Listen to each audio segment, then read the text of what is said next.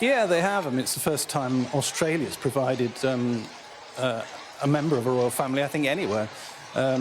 Excuse me. Certainly in a senior role as a future queen. So it's not just popular here, but it's actually getting widespread coverage in Australia. And the fact she is Australian is obviously suggests that she's more down to earth, and you know, they don't have the aristocracy and the royalty that is inherent in Britain or Denmark. So she's joining that family. But I mean, her approval rating, there was a recent survey, and 82% thought that Frederik would do well, but 86% thought that Mary would do well. So she's obviously a terrific asset. And like, I mean, go back to people like Grace Kelly, who transformed Monaco, which was a tiny little principality, but with her style and her glamour, injected, you know, a different aspect to the ruling family. You know. Just take us through what we're seeing now and this ceremony. I mean, we were led to believe there wouldn't be anything lavish, but you know, it's pretty big for Denmark, isn't it? Yeah,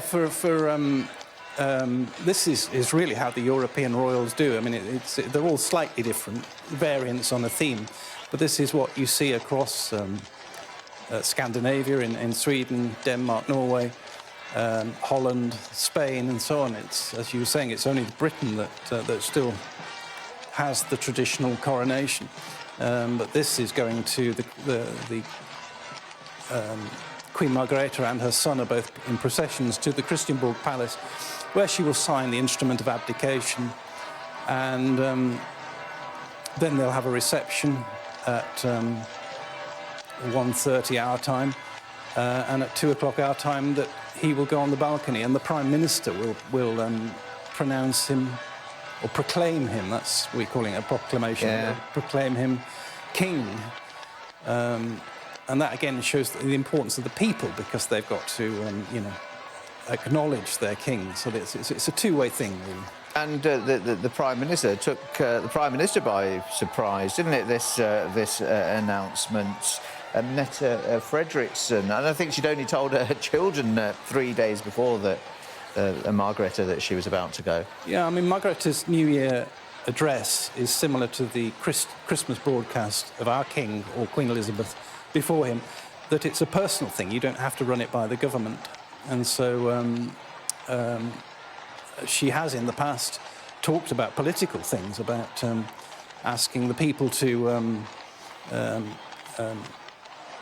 talk about things like racism and things like bringing in migrants and things, and suddenly the government's had to act on it. They've got to sort of discuss it, because she's thrown it out into the open. So it's a very private thing, and then yeah, she took everybody by surprise. Certainly nobody expected it this year. Okay, let's just have a look and a listen to the crowds right now.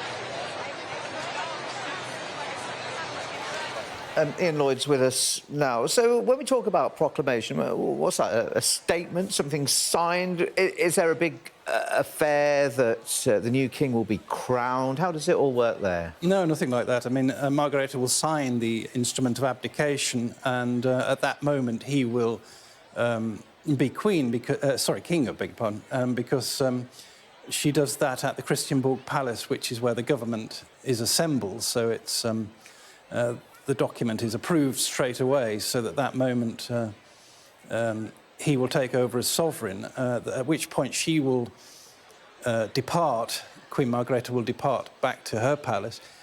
There's a short reception, and then the Prime Minister will proclaim Frederik from the palace balcony. So it's done publicly, which is quite interesting. The abdication, the public won't see the signing of the abdication, which is inside, but the proclamation is it's a bit like Evita, you know, where Eva Peron comes on the balcony to the people. It's that kind of public acceptance.